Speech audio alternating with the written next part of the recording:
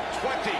What is going on? Welcome back. 3rd and 20 podcast, episode 36. My name is Frank Entwistle. We got the main man himself, the co-host, Ryan Steed. Ryan, how you feeling after that really tightly contested close Super Bowl? Yeah, that will go down as one of the greatest Super Bowls ever. Truly won't forget that one. But in all honesty, a little let down after that Super Bowl because I was hyping up in my head, the GOAT versus, probably the future GOAT or the best talent in this league. And I was expecting a little bit of better game. I texted you before the start of the game that I was changing my pick to Bucks money line. Just got the GOAT feel, I don't doubt the GOATs. And and I did not think the Chiefs wouldn't score a touchdown, but hats off to Todd Bowles and his game planning, getting this defense ready. D-line was truly all over the field. Devin White, Levante David were just flying to the ball. And first time we've really ever seen Andy Reid and this Patrick Mahomes offense just, in a fit, questioning, what to do, Yeah, what is your main takeaways, you think, from this game, aside from, like you just said, those Bucks linebackers are insane. What do you think was the main problems for the Chiefs offense this game? Well, I think we knew coming in that Tyreek Hill was going to be, not very involved because we saw in the second half of the last time they played, really just two-man them. So, and they just never got that one guy to step up and make a play for them.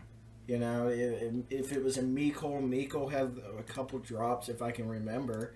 And, Mahomes, it felt like he might have rushed some plays, and they just really could never get anything going. But my biggest takeaway was probably in the first half, all the penalty yards. When you almost accumulate about 100 yards in penalty-wise, you're going to shoot yourself in the foot. And right after that, this isn't the Falcons and the 49ers. I mean, this is Tom Brady, who's been here before, and he's going to know how to play with a lead in the biggest game of the year.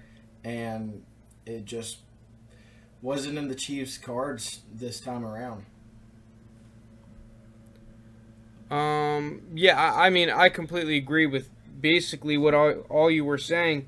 And, so I want to show a couple of clips from the Super Bowl, basically what I was saying, reiterate kind of some of the stuff that Steve was saying.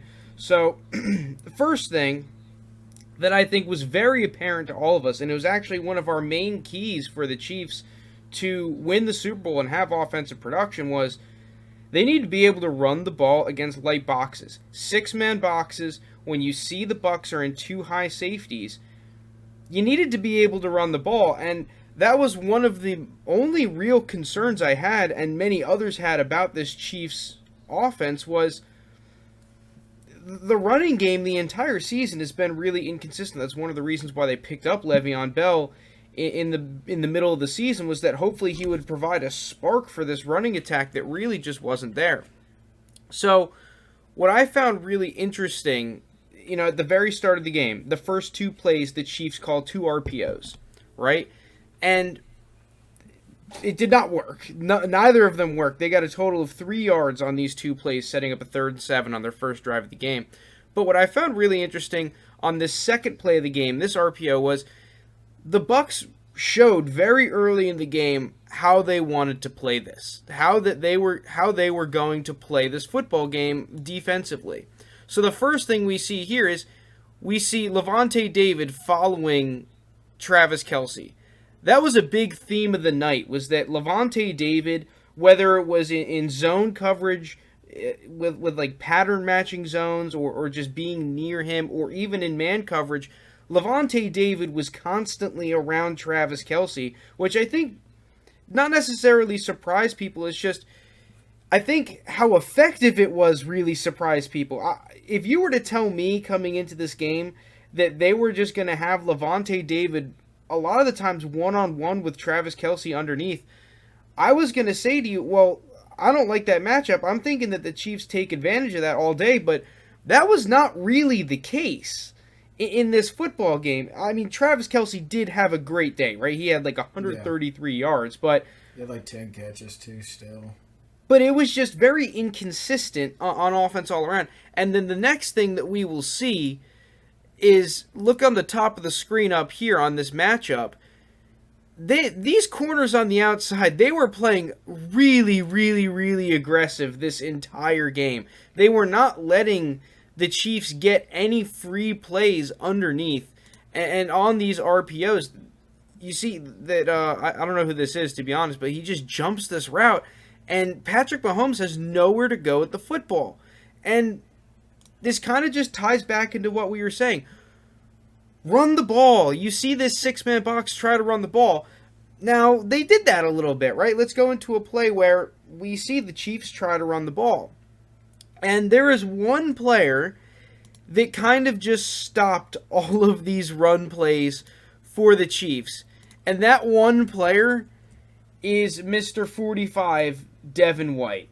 Yeah, this is insane. He had a tremendous football game and was a huge reason why the Chiefs, they had some minor success running it, but really didn't have any success at all. Just look at this play on this speed option from the Chiefs.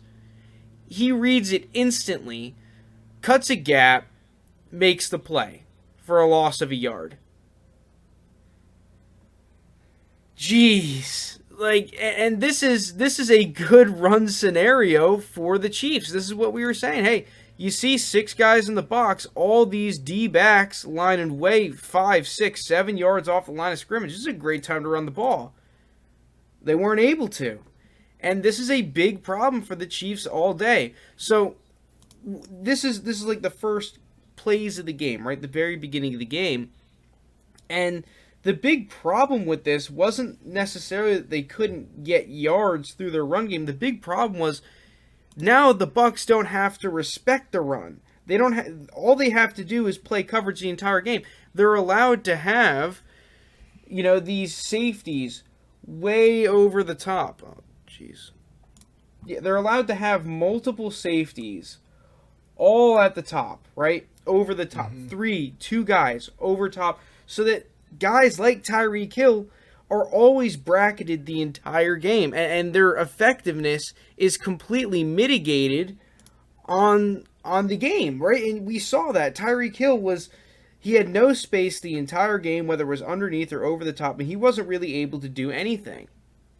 And here's where our point number 2 from our preview video came up. The third guy couldn't make plays. They needed Mecole Hardman, Byron Pringle, Sammy Watkins, one of these guys to step up.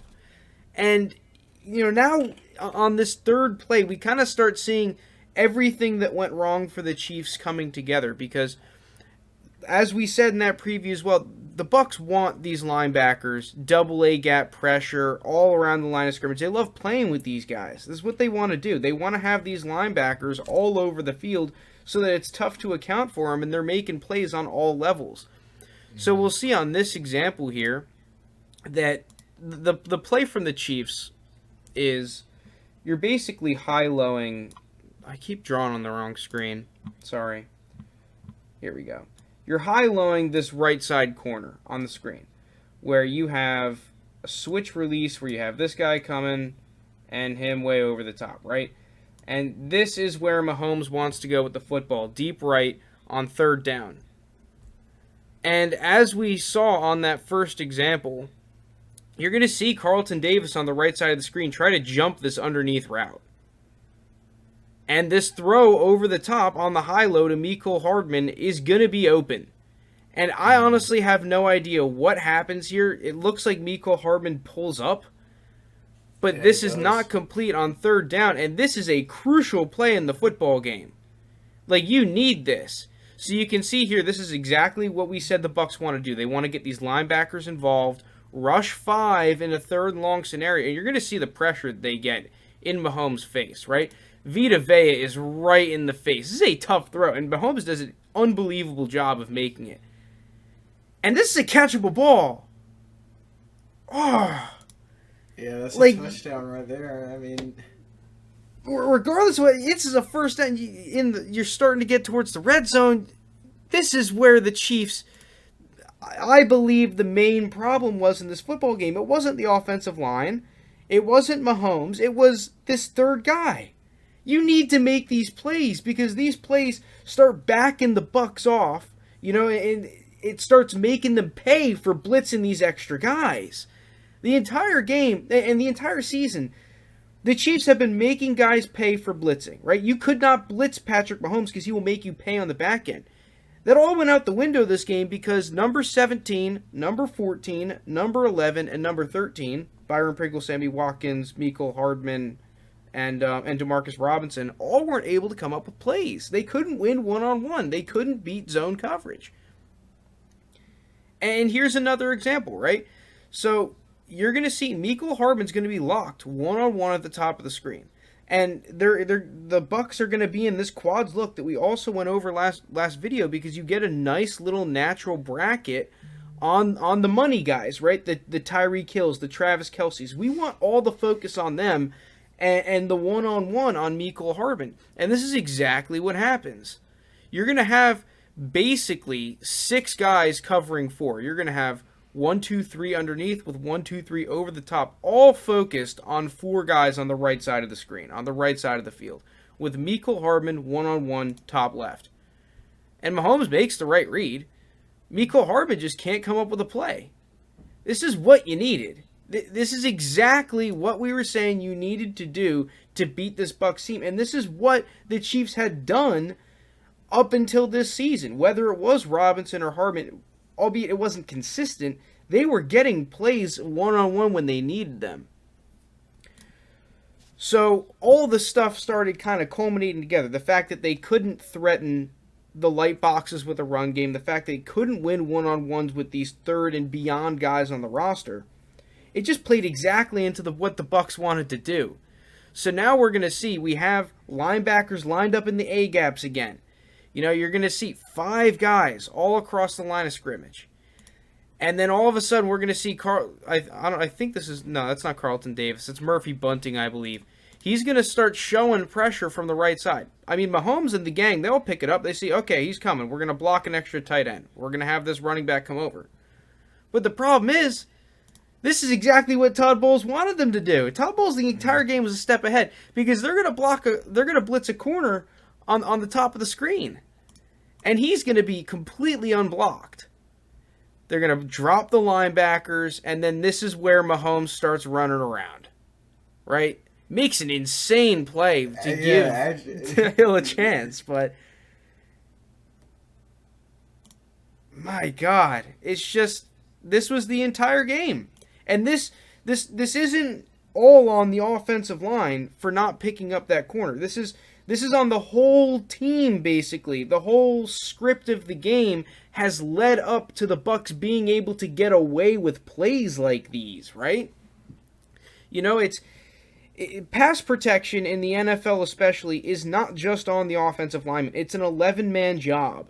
When you can't run the ball and you can't win one-on-ones, it gives the defense an excuse to bring 5 guys consistently to blitz players that would not normally be blitzing from the heavens, And this is on Mahomes for not seeing this blitz come off the left side. This is on the receivers for not getting open quickly enough. And then lastly, it's on the offensive line for not actually blocking the players and also not seeing it, right? It's an 11-man job. So I keep seeing people, the Chiefs' offensive line was the whole reason they lost this game. Well, I didn't see any of the receivers coming up with plays. I saw plenty of drop footballs that we didn't see from this football team. Yeah, the offensive line was getting beat. But there's more to the story than just the offensive line losing, right? There's way more to the story than that. Because you allowed the Bucs to do exactly what they want to do. It's also on the coaching.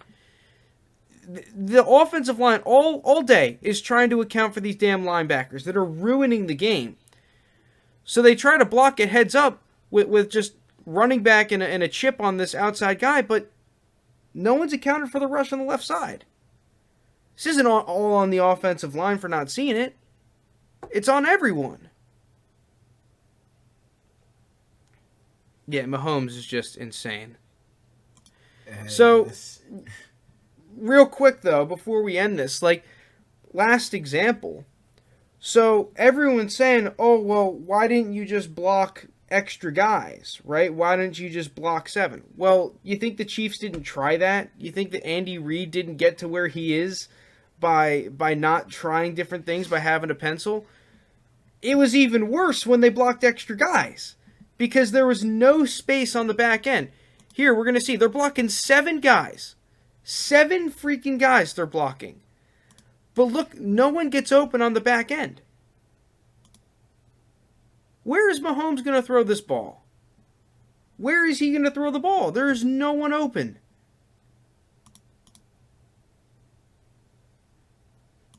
And to add to that, right, I tracked every single pass from this game. So, the Chiefs had a true 5-man protection, no chips, just 5 guys blocking on 63% of their plays. And Patrick Mahomes had a 73.86 passer rating, 58% completion percentage, 0 touchdowns, 0 interceptions, 17 completions, 174 yards. If we go to the plays where they had multiple extra guys blocking, which includes 5 blockers plus 2 chips, 6 blockers and a chip, 7 blockers, like on that play just there. With 7 blockers, he had a 0 passer rating, 2 incompletions, or 1 incompletion and a pick. So 2 incompletions, technically, an 11-yard scramble. On 6 and a chip, there was only 2 plays, 70.83 passer rating, an incompletion and a 13-yard completion. And in 5 blockers plus 2 chips, you had a 51.39 passer rating with a pick, 2 incompletions, and 68 yards. So was the answer really to block extra guys this whole time? Was it really to do that when you're clearly having much more success? When you're only blocking 5 guys and you have more space on the back end? Yeah. For me, I truly think that this game came down to what our keys were. Third guy didn't step up. You couldn't run the ball. And your red zone was shit. I don't think the offensive line was not good. And they were letting a lot of guys through. But it was the script. It was the flow of the game. It was the schematics that let the Bucs really ravage this offensive line. Not necessarily the talent of the offensive line itself, at least in my opinion. And that's why you saw these plays where Mahomes was scrambling around all the time. There's no one open on the back end. Yeah, the offensive lineman can't get open? That's what, like, after, like, Monday or Tuesday, a couple days after the Super Bowl, I really got to, I was watching all these sports shows, like, nitpicking, like, what went wrong.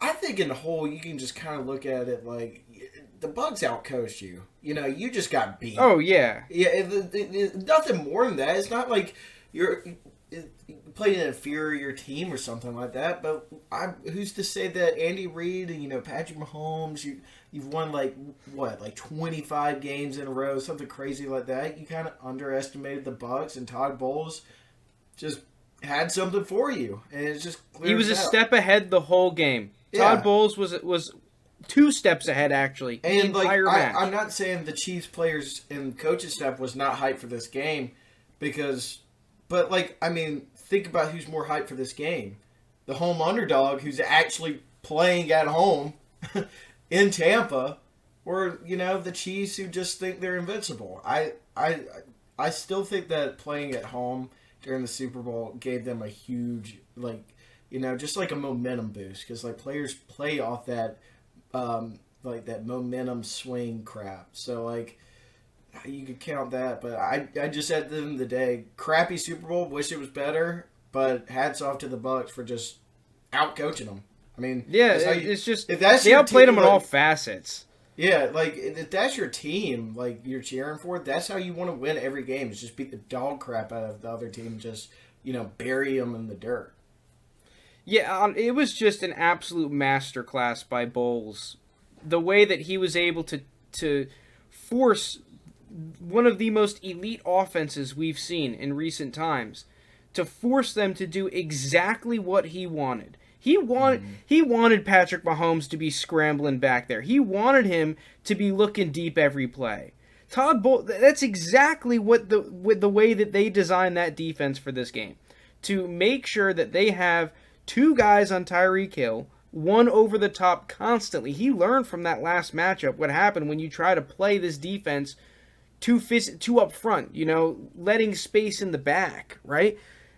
They allowed no space in the back end and basically forced their linebackers, hey, you guys have to go out there and play a hell of a game. And they did, right? Levante David had a hell of a game on Travis Kelce, which freed up Devin White to be the type of talent that he is. They didn't say, hey, Devin White, you're a talented guy, you go cover Travis Kelce. No. They allowed the game plan to play to White's strengths. They allowed the game plan to play to David's strengths and their offense and their defensive line's strengths, right? Yeah. I mean, I remember Devin White when he was coming out of LSU. Like, his strength at linebacker was, sideline to sideline. He can cover the whole field and make a play. It doesn't matter.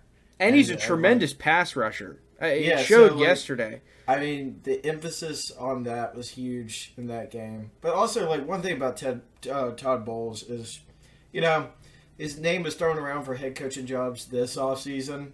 I did get one. I know he interviewed with the Falcons, and Falcon fans just said, oh, no, I don't want to. But you know what? He will be number one of everybody's list next year because of this game and because of their run in this playoffs. And actually probably the last half of the season, the way the defense shaped up and took form. And, it's kind of like Saleh. Who saw Saleh being a head coach 2 years ago, but he had that amazing defense. They performed well. Granted, he didn't win the Super Bowl, but, I got to Dude, at the beginning of his tenure, people were calling for his head. Some of the Niners fans. I mean, it's just defenses aren't. I mean, maybe this defense was kind of built overnight because of free agency, but them not really, necessarily though. Yeah, I mean, no, Shaq Barrett, Devin White, and Levante David's been there forever. It's just, I really think for a defensive scheme and a defense, they have to find themselves during the course of the season. Very few are you going to find the Bears team where they got Khalil Mack and it was immediate impact. Mm. But I think that's what you kind of saw. Once they bought into it and then they kind of got that elite, and you really found Devin White during the course of the season evolve from, good talent, top 5 pick, good player, top 10 linebacker, into now probably arguably the best linebacker in the league. So no, I completely agree with that. They had to find a way, because Devin White is not perfect at everything. No, if you want to use him as a pure coverage linebacker, he's not good. Not necessarily he's not good, but compare him to Levante David, right? Levante David is a much better coverage linebacker than Devin White. But they didn't ask Devin White, hey, go in and try and cover the best tight end in the league. They asked him, hey, pass rush, line up in the A gap, play fast, be the stopper of the run game. And that kind of role for him is perfect. And that is just what was so awesome to watch about this game, was that when we went over that first matchup, right? The way that Todd Bowles was using his linebackers, it was they were just kind of in a fits. They were always in between. When they would rush, it was too late to get to the quarterback. When they would play coverage, it was just people were stretching him over the top. And they weren't able to do what they like to do, right? They want to play physical, and they want to have these linebackers up and around the line of scrimmage so that the offensive line can't account for what they're doing. And you can use their speed. And to see them devise a plan and execute it absolutely perfectly against one of the best talented quarterbacks we've ever seen, man, was that just so cool to watch.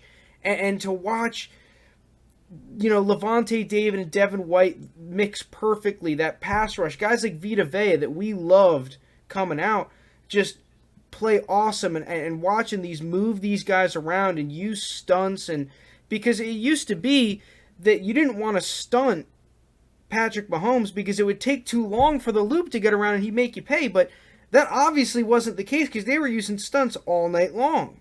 I don't know. It was awesome to watch the Super Bowl. I was wishing for a closer game, but in terms of a coaching masterclass, doesn't get better for Todd Bowles. A guy that, if you watch our coaching segment, our coaching carousel segment from a while ago, we were saying we think this guy should get a job. Just saying. Not to toot our own horn or anything, but we are.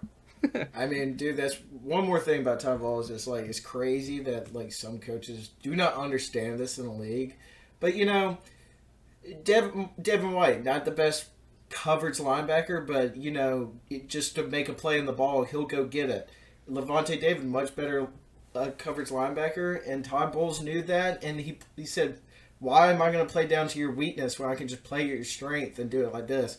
I see, like, in a lot of teams, dude, like, they just got players out of position. It doesn't make any sense. You think it's rocket science at this point, be like, hey, man, you're good at that thing? Well, you're going to do that, and I'm going to get a guy that can do the other thing that you're not so good at, and then it's fine.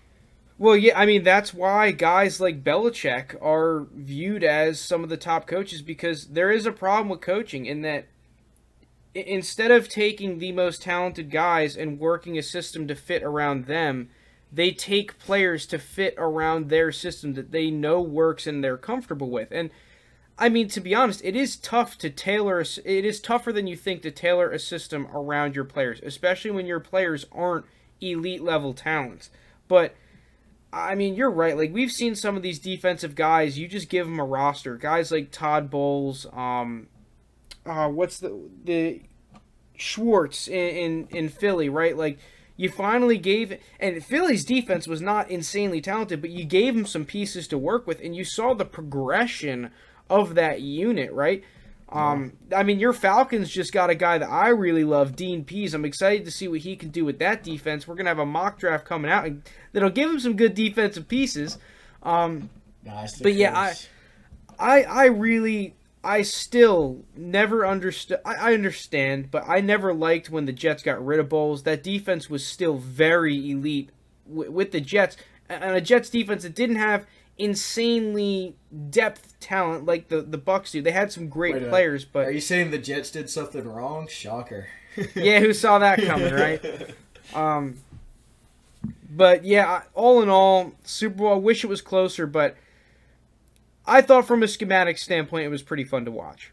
And we went through pretty much the whole Super Bowl then without recognizing Brady a lot, you know, because like we didn't really talk about Brady, but congrats to Brady. I mean, yeah, like, you know, the three biggest winners for me from the Super Bowl, Tom Brady, because he's now definitely the GOAT. I mean, I thought he was before, but he is. Todd Bowles, like we've already talked about, and Taylor Heineke. Taylor Heineke had the best game against that Bucs defense, just got the contract extension. I'm excited to see what he can do in Washington if he gets a shot to fight for the spot in camp. I'm a Taylor Heineke believer. He proved me wrong. I believe. After that defense playing like they did against Breeze, Rodgers, and Mahomie, I full on believe in Taylor Heineke right now. Give me more of the Heineke. Give me more of the Heine. I mean, even if he's just a career backup, he's the kind of guy that I would want on my football team. After seeing how he can like command the team, now it could easily be a Matt Flynn kind of performance, but regardless, he was so good running and throwing the football. I don't want to turn this into a Taylor Heineke segment. We don't have the time for that, but I'm a Taylor Heineke believer. I believe. He'll get a shot at camp. Yeah, he's on the roster. I'm rooting for him, man. I really hope that he's a guy that can get a starting job somewhere. All right, let's move on, Mr. Steed, from the Super Bowl. Enough Todd Bowles praise, I guess is the right word for it. Let's move on. So we got second mock draft. All right, we did another mock draft. Did a full 2 rounds. We're not going to go over both rounds. We'll have the full mock on the website, thirdand20.com. Check it out if you're interested. But let's get right into it. So, unsurprisingly, let's just get the first pick out of the way. We have Trevor Lawrence going 1 to the Jaguars. All right? Shocker there. Pick number 2. We have our first crazy trade. Steve, do you want to go over the trade while I get this thing on the screen? Yeah, so we still believe that the Jets are going to be the favorites to land Deshaun. So Jets would receive Deshaun Watson, but and the Texans would get pick 2, the 34th pick, the 66th pick, the 98th pick, and next year's second round pick from the Jets in value. And then we got them taking. We haven't taken Zach Wilson. Their guy, Zach Wilson. So yeah, the Jets give up an absolute haul for pick number 2 and basically a new draft class. They get an entire draft class for Deshaun Watson. This is kind of assuming that Deshaun Watson continues to want out of Houston and Houston is almost forced to trade him. The Jets end up winning the Deshaun Watson sweepstakes, putting out an offer that not a whole lot of teams could match without throwing in the kitchen sink in terms of picks. So the Texans at pick number 2 pick up Zach Wilson to fill in at quarterback. Pick number 3, Dolphins pick up Devontae Smith. You can make a clear argument, and I understand that Jamar Chase, like Steed has, as the better receiver. But the reason that I like the Devontae Smith going to the Dolphins is that I really feel that Devontae Smith fits exactly what the Dolphins need in a receiver.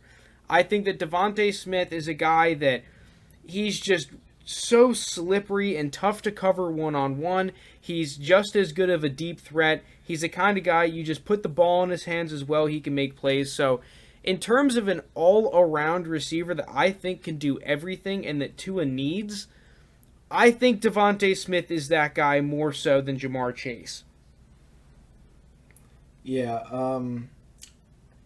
I still like Jamar Chase more as a prospect. I mean, they're 1A and 1B. They literally, both of them are going to be great. But yeah, you're right. Devontae Smith fills what they need for Tua and just gives them that little extra, what they were missing last year in offensive firepower. So now we have we have a lot of crazy trades in this mock. It might be a little bit unrealistic, but we just wanted to have some fun with it. We have Atlanta trading with the Washington football team. Atlanta trades pick 4 and pick 132 to the Washington football team. And the Washington football team gives up a pretty hefty price to move up to pick 4. But in this scenario, the Washington football team would get the guy that they wanted to target the entire draft process, and that would be Justin Fields. So they give up pick 19, 51, 83, and a first-round pick next year to move up to get their quarterback of the future. Ron Rivera gets his guy. We saw what Ron Rivera was able to do with a quarterback the likes of Cam Newton. Now they get a quarterback who is mobile, but not in the same way as Cam Newton, a guy that relies more on speed than necessarily, hey, I'm just going to, be an extra running back a lot of the time. But more importantly, they get a quarterback who is much more accurate than Cam Newton ever was as a prospect. Yeah, and a reason why I like this trade for Atlanta, speaking from a Falcons fan, and I think I'm speaking as a true Falcons fan here. If they fall in love with the quarterback, they can stay here. But also, Arthur Smith has said that Matt Ryan and Julio Jones are going to stay in Atlanta, and they're going to be part of the future. So I don't really see the need for a quarterback. He's going to sit for a year plus. And when you can pick up multiple picks to really restructure your defense that's been a glaring hole for years, and maybe pick up a durable running back that is not named Ito Smith or Brian Hill. Choose a guy who's actually a good prospect.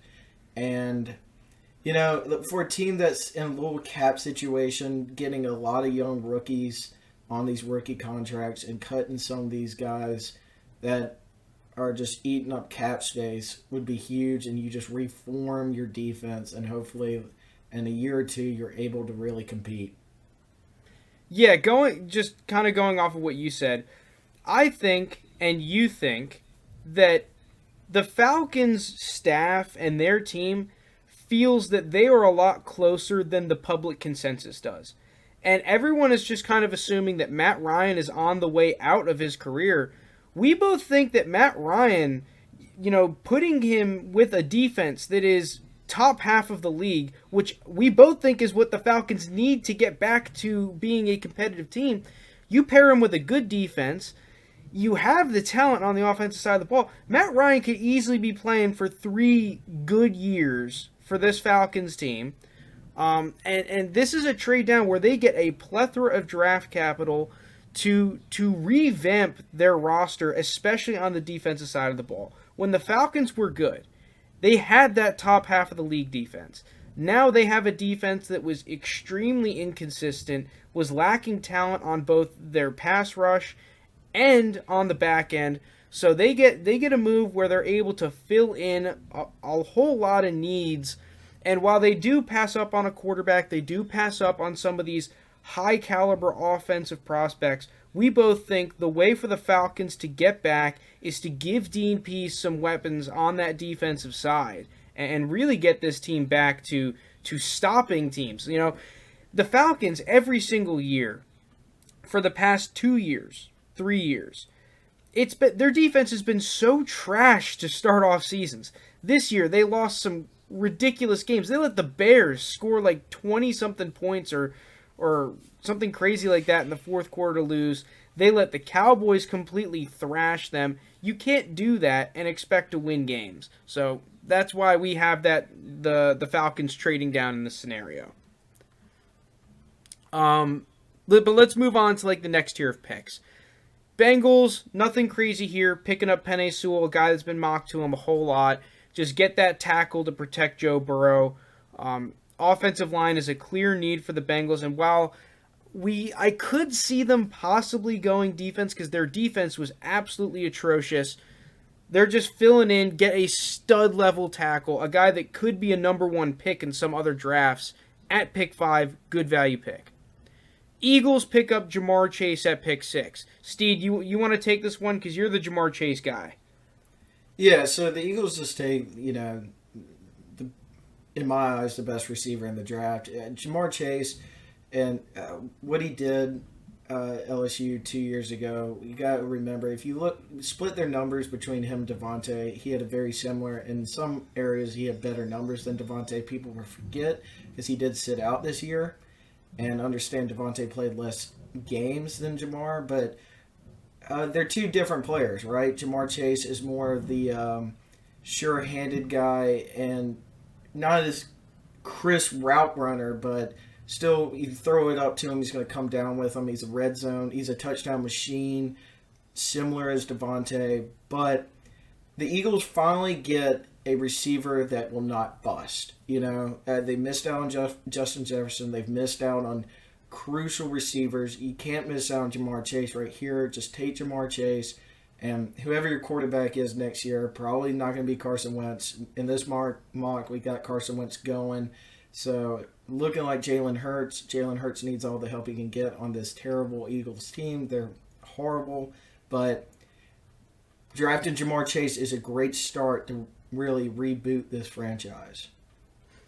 Yeah, I agree. This is exactly what the Eagles want with this pick. If I'm Howie Roseman, I am not dealing with the risk of other prospects. We were thinking about Rashawn Slater here. Just pick up a really quality tackle. I wouldn't be surprised at that, but they get the receiver that they have needed for years. A sure-handed receiver. Get someone who just won't drop the ball, right? That won't be that J.J. Arcega-Whiteside. Get someone who can replace the X factor of what your offense used to be in Alshon Jeffrey. That guy that when it comes down to the red zone and he's one-on-one, we can throw the ball up and our guy has a better chance of coming down with it than the defender. This is exactly what the Eagles need to get their offense back, especially with a guy like Jalen Hurts. Get him that guy that when push comes to shove, I see pre-snap one-on-one, I'm throwing it to Jamar Chase. My guy comes down with it. This is a great pick for the Eagles. I wouldn't be surprised if Jamar goes number 3 to the Dolphins. I would not be surprised at all. I can easily see that happening. But trying to take some fits into account, I think that for both teams, their respective receivers that they drafted fit their offense a little bit better. But that's just my opinion. So, pick 7. We have the Lions trading down with the Patriots. So this is a relatively standard trade where the Lions receive pick 15 and a 2022 first-round pick the Lions continue their quest to own the 2022 first round and add another first round pick to their arsenal of picks that they have. They're going to have now like 5 first round picks within 2 years in 2022 and 2023. They only have to move back 8 spots. And the Patriots, I love this deal for the Patriots. I think this is a good deal for both teams. Maybe the Lions look to get a little bit more out of the trade. I wouldn't be surprised.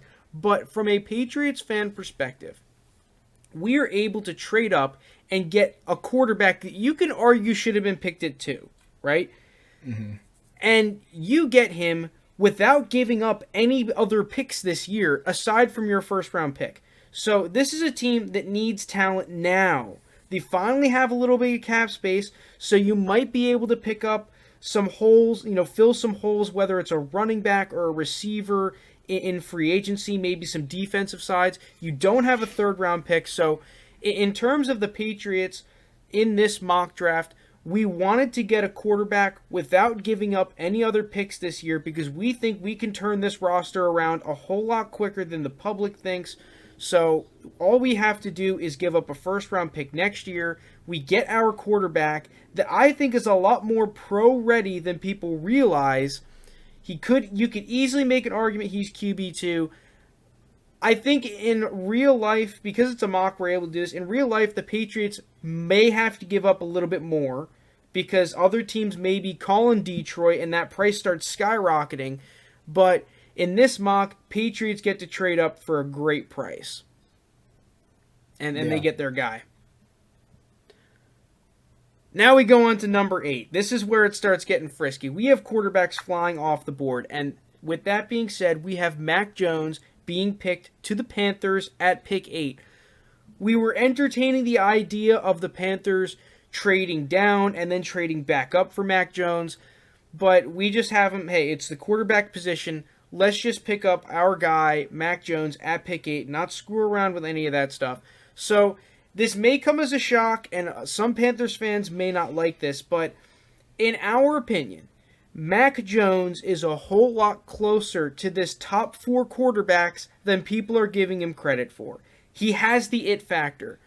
Matt Rule saw what Mac Jones was able to do at the Senior Bowl, how he commanded all the coaching staff and the players around him, how he was miles above the next quarterback prospect at the Senior Bowl practices, how he commanded the Alabama team to win every game where it wasn't even close. Even though they have talent, it's like, you look at Tua, a lot of those games were a lot closer with Tua than they were with Mac Jones, right? You get a prospect who you can make an argument should be picked top 5. Yeah, he might not line up in talent, but you talk about a guy that has the it factor. That it factor, aside from Trevor Lawrence, Mac Jones may have the most it factor. And we just saw Tom Brady win a Super Bowl around that it factor. You get that kind of quarterback at 8, I think it's a great pick for the Panthers. Yeah, I like Mac Jones too. In a lot of mocks I've seen him drop from 15 to 20 to somewhere in the second round. That's not going to happen. I think Mac Jones' stock is going to keep on increasing, and I don't get the hate or why people downsize Mac Jones so much. Besides Trevor Lawrence as a day one starter who can make an immediate impact on the team, I think Mac Jones is the second quarterback who can do that. I think he's the second most ready NFL quarterback who can really take control of the team and kind of, bust on the scene very quick. You're not going to deal with any raw, like you said at the Senior Bowl, he just has a full-on grasp. He plays smart. Yeah, is he not the most athletic build? But, give me the little beer belly kind of guy and just sling the pill around. If you're Matt Rule, Teddy Bridgewater's not your guy. He's a good guy with a young team and trying to, just find your way through games in the first year, which the Panthers, I think, over-exceeded their expectations, especially on the defensive side of the ball very late. But just go ahead and get your guy. You're getting a guy who's easily going to be a durable quarterback in this league, and get him in the lights of Christian McCaffrey, DJ Moore, Robbie Anderson. They re-signed Curtis Samuel. I mean, that's weapons all over the place. You got more of a aerial attack with Mac Jones. I really like this pickup for them, and the Panthers continue their surge of their rebuild. Yeah, just lastly, Mac Jones, I think people are discounting his arm talent too much. I think he throws a great football. He picked up the offense so much faster than any other quarterback at the Senior Bowl, which I think speaks a lot more to coaches than the public will, because like you said, if you want a guy that can win some football games for you this year, he's got to be able to pick up the offense. And I think Mac Jones, compared to any other quarterback, he's probably at the top of the list in that regard. He has those intangibles, and at the end of the day, the quarterback position is a position based around intangibles. We've seen guys, some of the best quarterbacks of all time, some of these guys don't have the craziest talent level. They can't move a ton. They don't have the craziest arm, but it's their intangibles that carry. Mac Jones is that quarterback. You pick him at 8, I think it's a great pick. Broncos. So this is a little bit of a controversial pick, I think, for Broncos fans. A lot of guys would want to see them go corner here. The reason that we have Broncos taking Rashawn Slater is, simply put, if we're the Broncos GM, we're going BPA. Best player on our board overall as a prospect is Rashawn Slater. The Bengals could have easily taken him at 5. Rashawn Slater is the kind of guy, just look at what he did against Chase Young. I think come actual draft time, he could go a whole lot higher than 9, especially if teams aren't as high on the quarterbacks as we are in this mock. He could be going off the board very early. So, yes, if Rashawn Slater goes, Broncos take a corner. They could go a corner regardless, but I think that they just go BPA, and that's Rashawn Slater. Yeah, I think so too. And it's like a lot of teams will question picks like this when there's a clear need for a team. And you got to remember, when these coaches in the front offices get into their little draft room, they don't give a crap what the analysts or what the fans say. If their player they really like, their number one player is on the board, they're going to take that player regardless. And, you just saw in the Super Bowl, you need no line. And Rashawn Slater is one of the better tackles in this draft. Go ahead and get your guy, and then you can probably fill in that need for a corner later in the draft and through free agency. So we have another trade. The Cowboys trade down from 10 to 18 with the Dolphins. Cowboys pick up a couple more picks to revamp that defensive side of the football. And the Miami Dolphins trade up and get Kyle Pitts. The Dolphins come out with an absolute offensive haul in this mock, which is not going to happen come draft time. But basically, Dolphins realize, hey, Kyle Pitts has fallen way too far. We're an offense that uses 3 tight ends, 2 tight ends a whole lot. We get Kyle Pitts, who is basically a receiver, right? So the Dolphins add, as an offense that needs weapons, they add Devontae Smith and Kyle Pitts in this draft. This would be insane for the Dolphins, in my opinion. This is a Dolphins team that I think a lot of people argue them going offensive line. I could see them picking up a great tackle, but if you look at the numbers last year, the Miami Dolphins offensive line was actually pretty damn good, especially in terms of pass protection. If I'm the Dolphins, I am surrounding Tua with the talent level that he had at Alabama. He's an accurate quarterback. Just get him guys that are going to get open and make plays. And that is Kyle Pitts and Devontae Smith, 2 top 10 picks. I love this for the Dolphins. Yeah, this would be a huge pickup for the Dolphins. But also Kyle Pitts going at 10 here. It's tough because in this mock draft we have quarterbacks flying off the board. Kyle Pitts is arguably, he is a top 5 player in this draft, arguably top 5. 100%. He's just a monster, catches everything. He's the best player on the field. When you look at when he was playing at Florida, you could clearly see he was the best player on the field. And just because of his position and the needs from other teams, he might slide a little bit. I could see him going somewhere. The Eagles could pick him up at 6. That would be a really good pick for him too. Thirds, if they don't go quarterback, could go there. But let's just say, the Eagles stay with their track, and the Panthers take take their quarterback. You know, Kyle Pitts is going to be up there for grabs anywhere around this 9 to 10 range, and I could see a team like the Dolphins, who has a lot of draft capital, just be very aggressive and get their guy. Yeah, like you said, we were thinking about having Pitts go 3 to the Dolphins. We just decided, hey, they need a receiver so much more than Kyle Pitts, who you can argue is a receiver, right? And the reason I like Kyle Pitts to the Dolphins is just Brian Flores has showed this ingenuity of how to use players. He designs the system around his players. So I think that Kyle Pitts, if you get him into a coaching staff that is good at making new roles for players and taking advantage of the skill set of Kyle Pitts, not molding Kyle Pitts around my offense, but molding my offense around Kyle Pitts, I think that'd be great. Yeah. Let's start to speed run this a little bit here. So, pick 11, Giants take Jalen Waddle. They need a receiver. We are thinking of having them go best edge rusher. I would not be surprised at all. Gettleman is a guy that likes to take these pass rushers and offensive linemen, but we just have him going receiver. Steve, you want anything? Yeah, I mean, here, Daniel Jones, after his little resurgence and was playing much better at the end of the season, Jalen Waddle is a guy with extreme talent, you know? So you give Daniel Jones another little deep threat right here, a guy who can run pretty much any route on the tree, and it just makes your offense a little bit better, especially with Saquon coming back and the Giants continue owning their rebuild.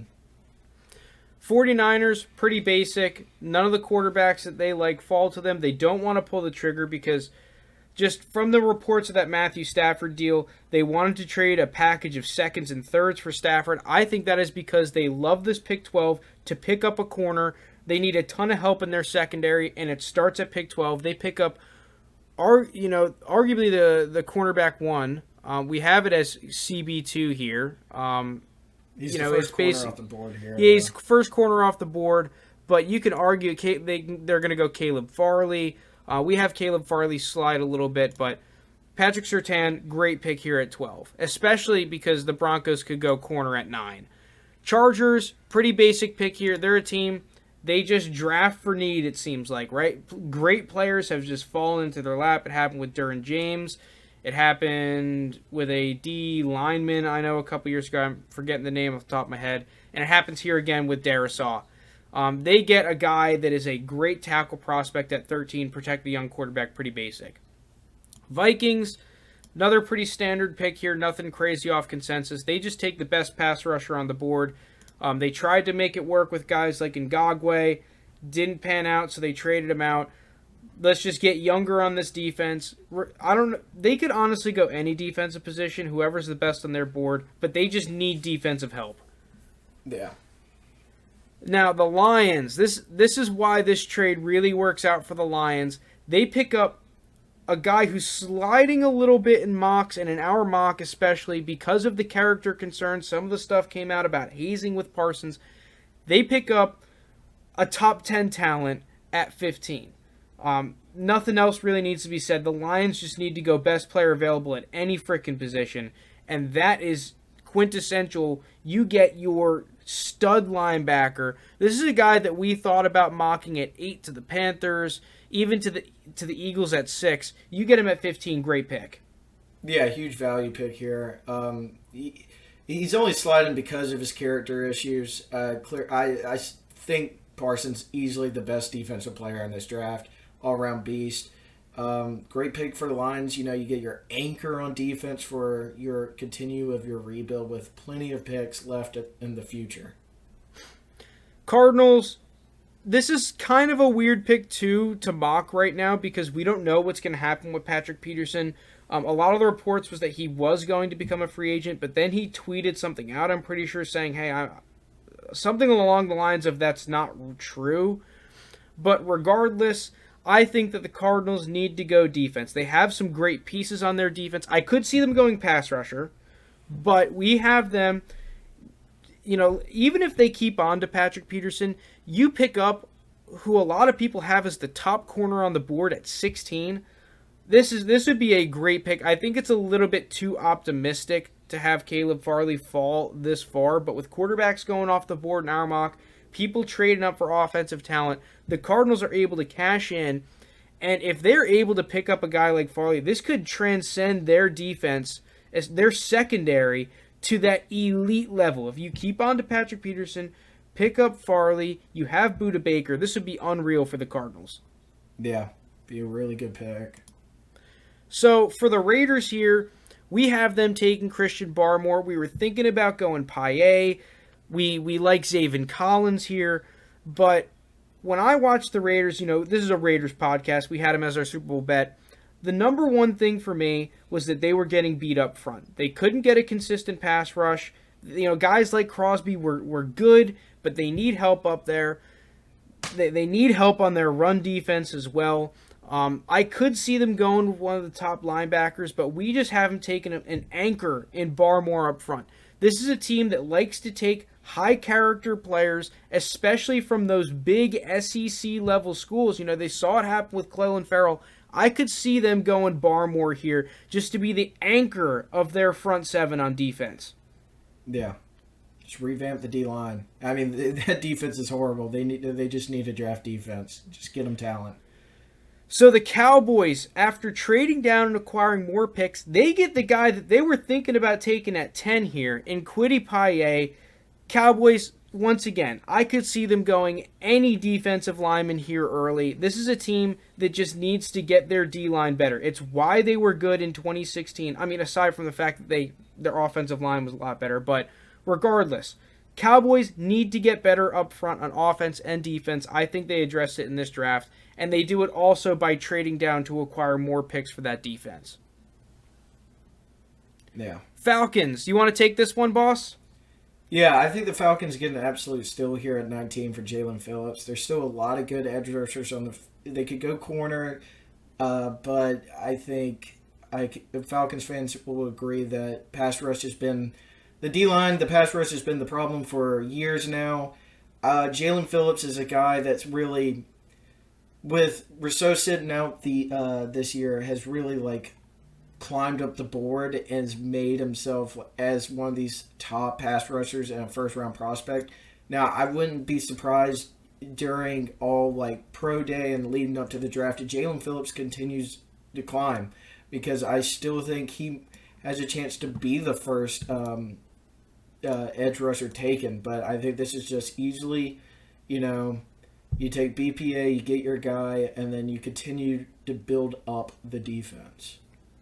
So, pick 20, we have the Bears taking Rashad Bateman. Just get your X receiver because Allen Robinson's leaving. And now we have the Colts trading for Carson Wentz, giving up pick 21 and a 2022 third. As you can see here, we also had them giving up 54. We had changed that right before the podcast. We were only going to go over round one for the pod. And we'll have the whole thing released. Obviously, there's a mistake here with the Colts taking Surratt. That was what the Eagles were initially doing when they gave up 54. But looking at it closer, I don't think the Eagles are going to get much more than this first-round pick. And when push comes to shove, I do think that the Colts, compared to the Bears, we'll talk about it a little bit later in the episode with the quarterback carousel, but the Colts win the sweepstakes for Carson Wentz, giving up 2022 third and pick 21. And with 21, the Eagles continue, they drafted offense with their first pick, but now they get a top corner on the board in J.C. Horn to continue to revamp that secondary. Secondary's been a large issue for the Eagles all season. I could easily see them going linebacker here. I don't think they go pass rush because their pass rush is pretty good.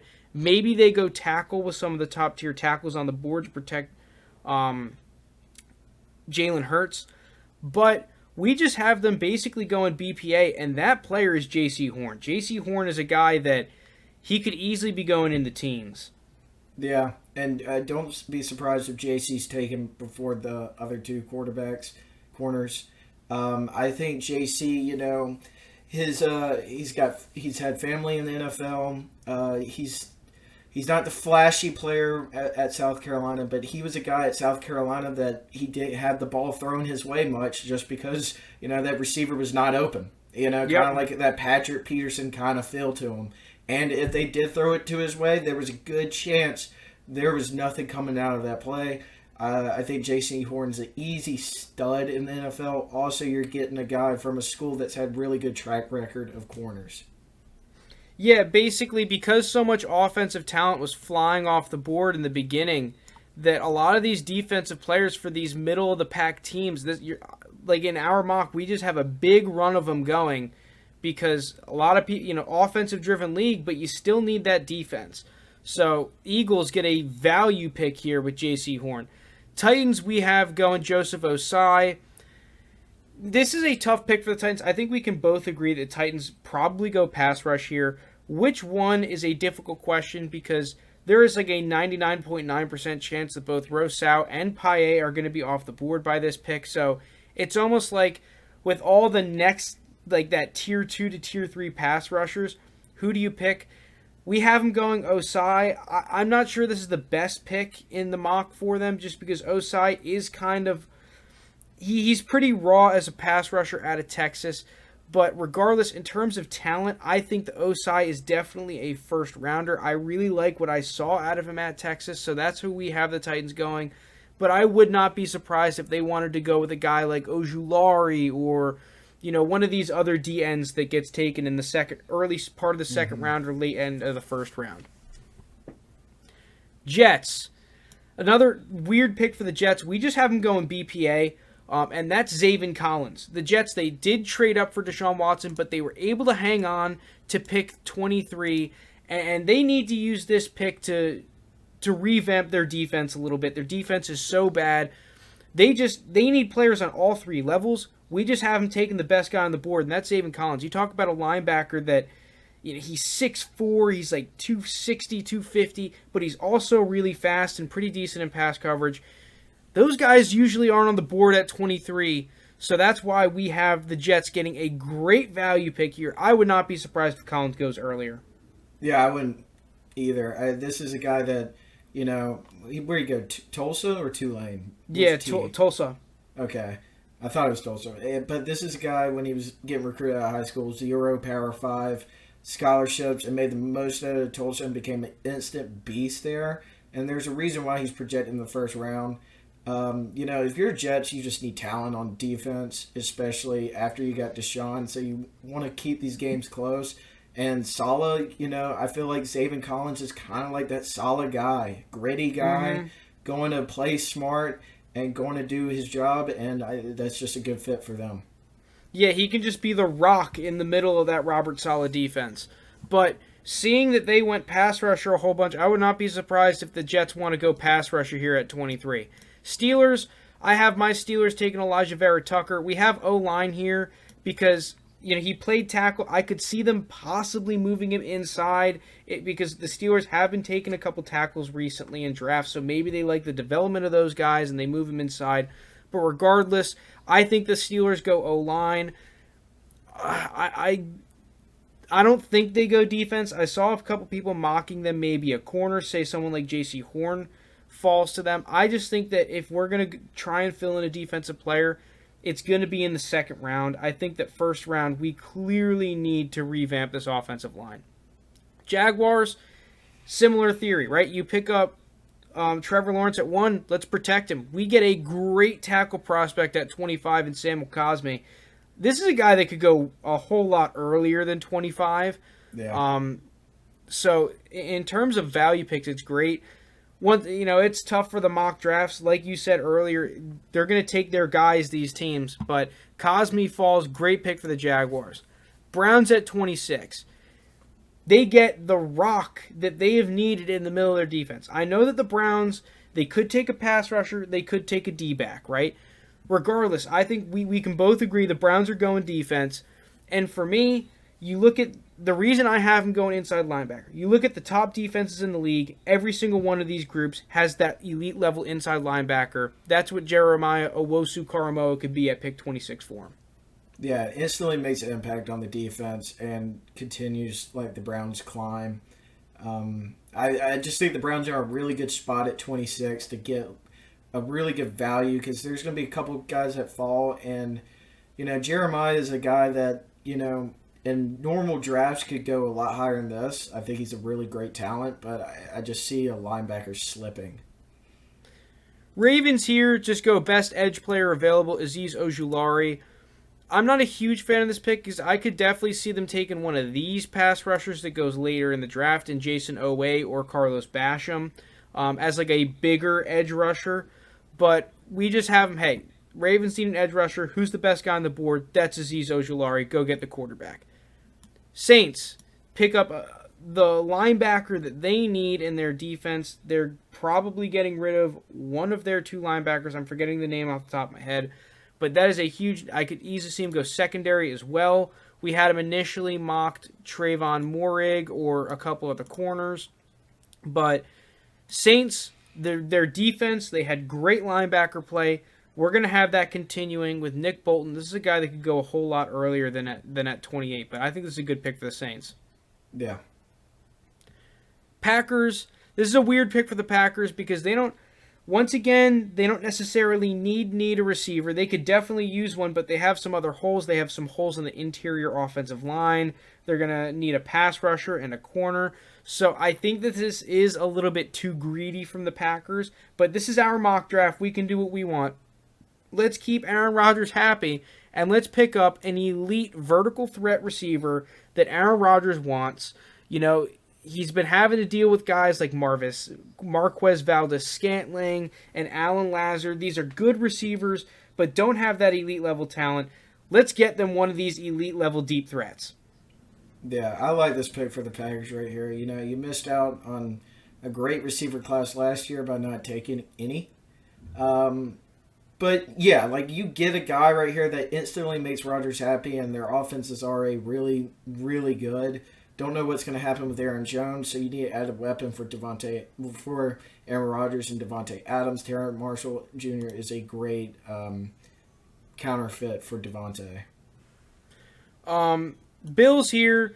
We have the Bills easily going defense. They could definitely take a defensive lineman because I know that was a huge need for them last year. One of these guys like Nixon or, there are a couple other pretty decent players. But we have him going to Asante Samuel Jr., shore up that second corner spot, shore up that secondary a little bit more. I do think that there's a good chance the Bills go D-line, but we'll have him taking a corner here. Good value pick for the Bills. Chiefs and Bucks.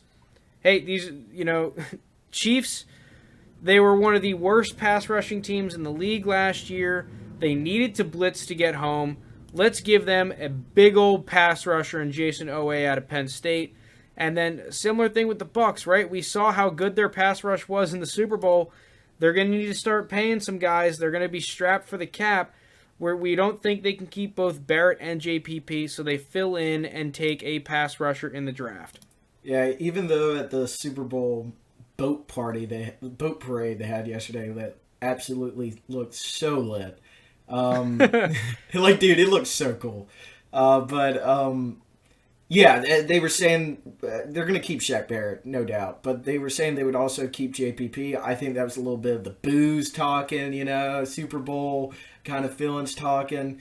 But even if they do, the Bucs are in a situation where their defense is still so talented that, you can take anything you want. Just get a pass rusher. Just you can't go wrong with it. Yeah, the 49ers and other teams have proven that you can never have enough pass rushers. So taking a good quality pass rusher at the end of the first round, never a bad pick. Could see him going somewhere else if they are able to hold on to both of those guys. But that's going to be the mock. As you can see, I was just highlighting this last trade. We have the Bears in the second round trading for Sam Darnold. They decide to pass up on Kyle Trask and take a guy that definitely has a higher level of talent. They get a great deal. And also for the Jets, I think this is a decent deal because you traded away basically an entire draft class for Deshaun Watson. You get to fill in with another second-round pick. We'll have the updated version of the second round coming out on the website, but that's our round 2 of the mock version 2. Steve, do you have any final thoughts? No, I like her mock. Is it going to go the way it goes? And it is the first one. You still got to have all these come out. You got to have these trades come out. Not Yeah, the every trades single... and the free agency is going to completely rock things. I mean, you could see something crazy as a sleeper team, as like the Panthers really make a move for Deshaun. They have draft capital too. They can make a move for Deshaun. I would not be shocked by that. Teams like the 49ers, the Bears, or something like that. Just know that I still believe that the Jets are going to trade for him because I think that's the best part, and plus it's the Jets. And I don't know. But I right now I think like we're going against the grain on some people, but that's what we're here for. All right. Now that we're done with the lengthy little mock, we're going to have a little bit of fun on this new segment. We're going to be doing the head coaching stock market. That's what we're calling it. Basically, what we're going to be doing, we've separated all of the coaches into tiers, and tiers like along the stock market kind of a thing. So we have blue chip coaches, mid-tier coaches, and penny stock coaches. Okay. So that's how we're going to do it. And what we're going to be doing is we are going to be buying 2 from each tier and shorting 2 from each tier. So, Steed, we will let you go first. Do you want to just do like 1-1, that kind of a thing? Yeah, we can do 1-1. All right. Steed, you go first. You got your pick. Are we starting in the penny? Yeah, we'll start with the penny stocks. All right. Penny stock first guy I'm buying into is my hometown. Well, not the hometown guy, but the new coach for the Falcons, Arthur Smith. I think this is a good pick because he's already got the quarterback. He's got some decent draft capital coming into next season. He's had success in making Ryan Tannehill a top 10 quarterback in the league, playing like it, and he's had successful offenses before. And I just feel like for a Falcons team that needs a new revamp offensive look with the aging Matt Ryan, that he can give something like that. And it seems like he was able to hire a very good staff to follow him into Atlanta. And I like his demeanor. And I'm buying shares of Arthur Smith right now. All right, well, for mine, I'm going to be buying shares of Brandon Staley, the Chargers' new coach, former defensive coordinator for the Rams. This is a guy that's just... When I look at the hire for the Chargers, I just think it's a perfect fit. The Chargers just need a coach that won't blow leads, a coach that can put together a defense that's good in the red zone, and a coach that'll win the turnover battle. I think it's a perfect hire for the Chargers. So I'll be taking Brandon Staley for my first one. My last buy in the penny stock right here. I'm going to go with my guy Cliff Kingsbury. I still think he's definitely in the upper echelon of the penny stock, but it's still a good buy because you're getting him low, even though they started out hot this year and underperformed drastically. Listen, you get him, his offensive mind with Kyler Murray, and he's got a talented defense. He's just got to fill a couple holes. They're definitely on the rise in the West where you're going to see some teams take a fall. And I think he's still a good buy that could inch into the mid-tier next season. Well, I'm going to be buying low, and I'm buying some kneecaps, baby. I'm going Dan Campbell. Partly for the memes, partly because I truly believe that a football team that takes kneecaps is probably the scariest team in the league. But no, on a serious note, we were saying with the Lions hire...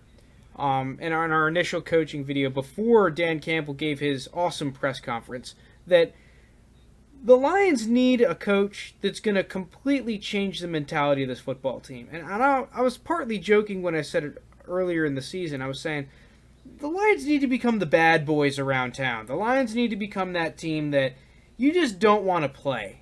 Because right now the Lions are the team, when they're circled on your schedule and you're coming up against them, it's like, okay, well, it's time to get paid this week. It's time to put up some stats so that at the end of the season, when management's looking at me, I get a little bit better of a contract. That's what the kind of team the Lions have been. The Lions need to transition into that team that says, hey, oh, crap, we have to go to Detroit now?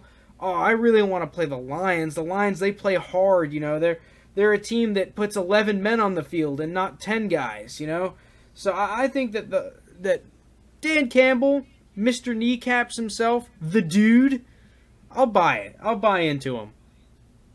Goodbye. Now we're going on to shorting guys. Yeah, now we're shorting him.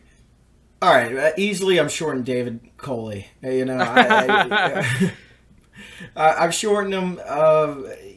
Receivers coach for the Ravens. I'm not really sure why the Texans made this hire. Maybe they are in some insider trading, but there's too much of a mess going right now with Texans. You got Deshaun wants out, J.J. Watt wants out. You got glaring holes everywhere. It just seems like management is taking a shift, and it seems like a multiple-year rebuild. I'm looking into something I want immediate return from, and I don't think David Coley is going to get me that unless something remarkable happens. So yeah, I'm going to short him. Well, I've got an easy short, and that's going to be my guy Zach Taylor from the Bengals. To be completely honest, I think that the Bengals have a little bit better of a roster than people have thought.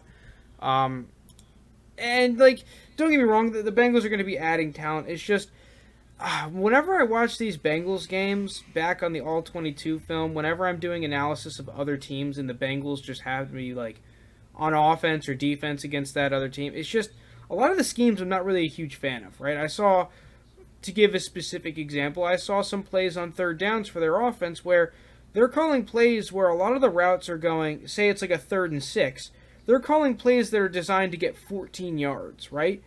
And why are you doing that? That doesn't make any sense. We only need 6 yards. Can we get a little bit more of a gamer here? And Zach Taylor, I thought you were a young guy. Shouldn't you be able to game it a little bit? So for me, it's Zach Taylor. I don't really believe that he can turn around the Bengals. All right, my last short is going to be Nick Sirianni, and it's not because of his coaching ability per se. Colts always produce good coaches, but I just can't get past the fact that this Eagles management and what went on behind the scenes that have just come out in the past few months is a mess right now. And now where Carson Wentz looks like he's going to be traded in any given week, you're trusting a guy in Jalen Hurts that we haven't got a good test out of. Is he the guy? Is he not the guy? So I'm not going to invest in a guy that I'm not truly sold in your quarterback. Plus you have other glaring holes.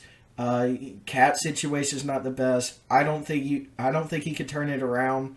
Even in a weak East, even though a couple teams are climbing, I'm going to short them. All right, let's move on into the mid-tier. My last short is Robert Saleh. It's more of there's no other guys left, so I kind of have to pick him. I guess, he's on the Jets, so he kind of has that going against him. But let's go into the mid-tier. I'm picking first here because you got to pick first on the pennies. You'll pick first on the blue chips. I'm going with my guy. I know you were targeting him, but I'm snatching him from you. I'm going with Matt Rule. This is a guy, I got to see him coach at the Senior Bowl, and my God, was there just a clear difference in the energy, the intensity, and just the overall mentality between his staff and him versus the Dolphins at the Senior Bowl. This is a guy that has had success to every single program he's been to. I think that the Panthers are a team that have a clear plan of how they're attacking off seasons by completely revamping their defense in year 1, and now they're in a position where they can revamp their offense in year 2. I really am a fan of Matt Rule and how I feel like he has that developing players mentality to him, so he's going to be my first buy here. I like that. My first buy, I'm going to go with Mike Zimmer. This guy has damn it. That was going to be my buy. Listen, the Vikings got off to a rough start this year, but the Vikings, their problems can be easily fixed, and he's a true known guy. Where last year, last couple of years, you've probably been in that blue chip stock, but now you're buying him at his lowest point with an easily top 15 quarterback with Kirk Cousins, and you get Dalvin Cook and Justin Jefferson. This is a team that can easily bounce back next year and make the playoffs. I'm easily taking Mike Zimmer here. My next pick, I have to do it. Not Ron Rivera. John Gruden. I was close to going Ron Rivera, though. I love Ron Rivera. But John Gruden, I am taking the ultimate football guy. You know, John Gruden is the living embodiment of there are two things that matter to him: Hooters and football. And that is what wins you football games. As long as they can put together a good roster around and keep adding talent to that Raiders organization, I think that John Gruden is going to get this team to the playoffs. All right, my last buy is going to be I'm going to take Joe Judge. I'm going to do this. I'm going to buy Joe Judge. I believe in this Giants team, especially how they played late, and that defense looks like they're coming together. You get Daniel Jones the second year in a new system coming in, and this weak East that will still be up to grabs. And I think the Giants are on some headway. They've made some smart draft picks that they could easily turn this around. And also, you know, you get a guy that it was coached under Belichick, so he's got some Belichick ways, and I'm going to buy into any kind of Belichick, unless you're Patricia. All right, well, my short, surprise to see this one coming. One of us was going to take it. I'm going to be taking Matt Nagy from the Bears. You know, I've said it before. He did prove me wrong this season by making the playoffs. I'll give him credit where credit is due. But my whole problem with Matt Nagy is that this has been a defensively led football team. And I give that credit to Chuck Pagano and Ryan Pace. I actually do like their GM, Ryan Pace, who I know a lot of Bears fans do not like because he has not been able to figure out the quarterback position. But Matt Nagy, I think, has had some tools on the offensive side of the football. It has just been way too inconsistent. Now that they lose, what's his name? That defensive coordinator. I just said his name. I can't remember it. Regardless, they lose the defensive coordinator. I think that this team has a large chance of crumbling this season. So I'll be taking Matt Nagy short. I'm going to short Mike McCarthy.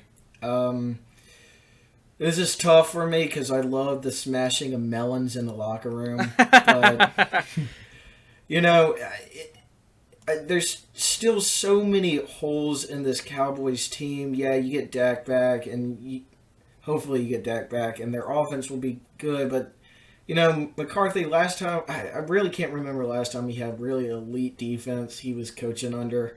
And I questioned the hire whenever the Cowboys did it. I'm still not a true believer in the hire, especially when you got teams like the football team and the Giants trending up in the right way. Two teams that beat you last year. I'm not buying into it. I'm going to short them. My last short, I like this guy too. I'm picking Vic Fangio. Yeah, I was going to do that.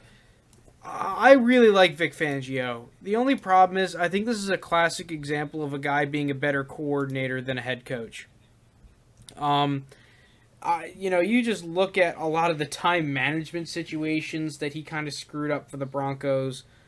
Just a lot of the inconsistencies from the Broncos. I like Vic Fangio as a coach. I think he's a football guy. I don't think he's a good head coach necessarily. So I'm going to be shorting him from the guys that are remaining. Yeah. Well, that was going to be my short. You took it from me. I'm going to short Urban Meyer. Yeah, it's tough for me, but I believe in Ron Rivera, and I think Bruce is. They're gonna be fine there. Listen, Urban Meyer, you get the best quarterback talent of all time, pretty much, but I'm still not too sold on his duration of coaching in the NFL, and also just I don't know if his coaching philosophies will. Sometimes when you go from college to NFL, it's just a different game, and I don't know if those will coincide too well with Urban. Even though it's more of a player league, but I'm just going to have to short him because I like the other two guys a little more. All right, well, now we're moving into the blue chips. You're up first here, Steed. Who are you buying? You know what? Give me Shanahan. I'm going to go ahead and take Shanahan, take my guy. Easily my favorite offense scheme to watch run. He got boned with terrible injuries last year that prohibited the 49ers to being their elite selves. Yeah, they're losing a good bit on the defense this year, and they lose Salo, but I'm sure Shanahan can figure something out with that. The offense will be fine once he figures out the quarterback problem. Even if it's with Jimmy G, I'm still sure they can win games. I'm not giving up on Shanahan. I think he's a good buy, where you're going to give him more of a lower kind of buy in this blue chip, where he still can be an elite name. I'm gonna buy Andy Reid. I'm doing it. It's just the situation that he's in. You know, if you're buying a blue chip stock, you're just looking for nice sustain. Even though they got crushed in the Super Bowl, like, you got Patrick Mahomes, you got an insanely talented team. I'll take Andy Reid. I think that he's just a guy that's not going to go bust. Yeah. And I'm going to do that with my next pick. I'm just going to take Belichick. Yeah, I was thinking about it. You know, again, a guy last year had a lot of opt-outs due to COVID. They were still went 7-9 with Cam Newton, who threw for... Dak Prescott had more touchdowns than Cam Newton through 5 games, you know. Once he gets his quarterback, gets his guy, this team will be just fine. Still got Josh McDaniels. They're bulling there. I'll easily take Belichick here. I'm just, you know, give me the GOAT. I'm going to take Belichick light. I'm going to go with Brian Flores. This is a guy that I just really like what I've seen on tape from him. Everyone likes to compare these former coaches to Belichick and saying, oh, well, you can't try to be a copy of Belichick. Yeah, you don't want to be an exact copy of Belichick, but that doesn't mean you can't do things that Belichick did very well, right? And I think that Brian Flores is the one guy that's really learned from Belichick in how to use players very effectively, right? Belichick, what has made him so good is that he's been able to turn other people's trash into treasure. And I think that Brian Flores has shown a lot of examples of being able to do that. The way that he completely revamped that defense in an offseason. And on the offensive side of the ball, how he was able to use Eric Flowers, move him to guard, and almost just use him as an interior tackle. He doesn't even put his hand on the ground. And how that offensive line unit went from being pretty subpar to now being one of the better units in the league. So I really like what I'm seeing out of Brian Flores. We give him a ton of draft capital this season. I really like what I'm seeing, and I'm buying in. Yeah, my first short, I hate this because I love a lot of these coaches. Yeah, it's tough. I don't know who to short here. I'm gonna take Vrabel. I'm gonna short him. You lose your OC in Arthur Smith. I don't know. I understand that Derrick Henry's a different beast, but I still don't know the shelf life on him. Is he going to be able to run for 2K yards?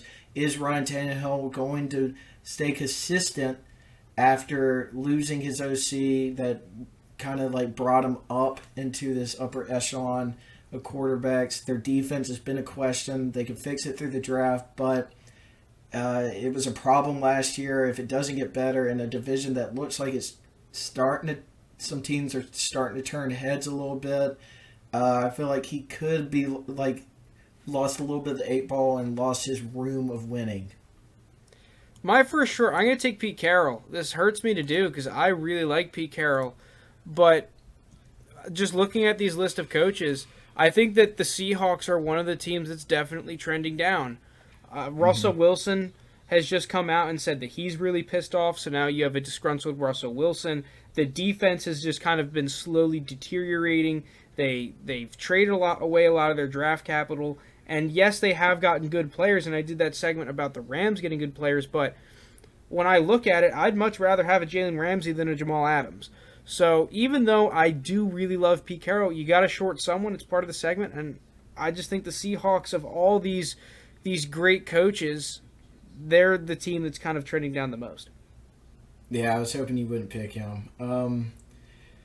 Now, this one's tough because there's a lot of good coaches on here. I'm just going to stick with the Packers hate. I'm going to do it.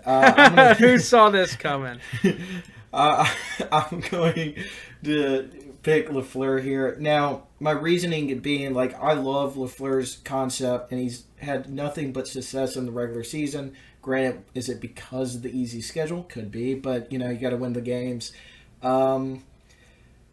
But Aaron Rodgers is on his way out sooner or later. I know he's coming off the MVP year, but they drafted Jordan Love for a reason. I don't know really what's going on there. And once Aaron Rodgers leaves and it's not really Rodgers' team anymore and he has to take mold with his players, I'm not sure if he could get it done or not. I can see that being a little glim hope for Packers and the Packers fans. So I'll just short LaFleur.